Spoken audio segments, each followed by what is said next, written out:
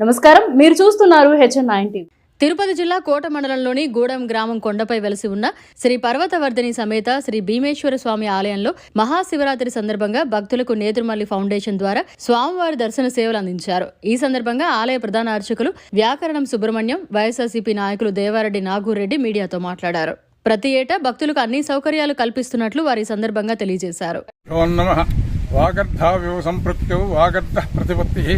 జగతః పితరౌ వందే పార్వతీ పరమేశ్వరం.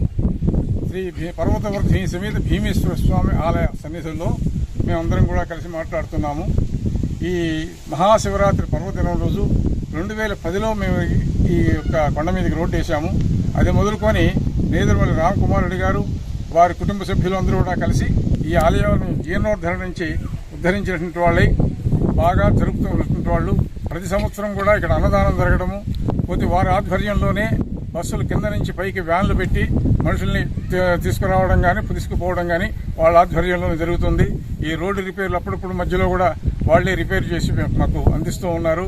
వాళ్ళ సహకారంతో ఈ దేవాలయం చాలా దినదినాభివృద్ధి చెందుతూ ఉంది. కాబట్టి వారికి వారి కుటుంబ సభ్యులకి మేము ధన్యవాదాలు తెలుపుతూ ఉన్నాము.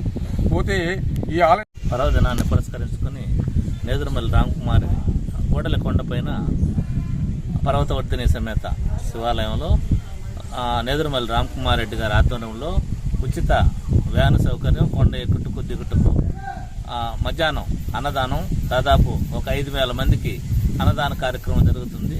ఈ కార్యక్రమం ప్రతి సంవత్సరం నేదురుమల్లి రామకుమార్ రెడ్డి గారి నేదురుమల్లి ఫౌండేషన్ ద్వారా నేదురుమల్లి రామకుమార్ రెడ్డి గారి ఆధ్వర్యంలో ప్రతి సంవత్సరం దాదాపు 12 సంవత్సరాల నుంచి ఈ కార్యక్రమాన్ని జరుపుకుంటున్నాము. కావున భక్తులందరూ వచ్చి తీర్థప్రసాదాలు తీసుకొని దైవ సన్నిధిలో అన్నదాన కార్యక్రమాన్ని జయప్రదం చేయవలసిందిగా కోరుకుంటున్నాను.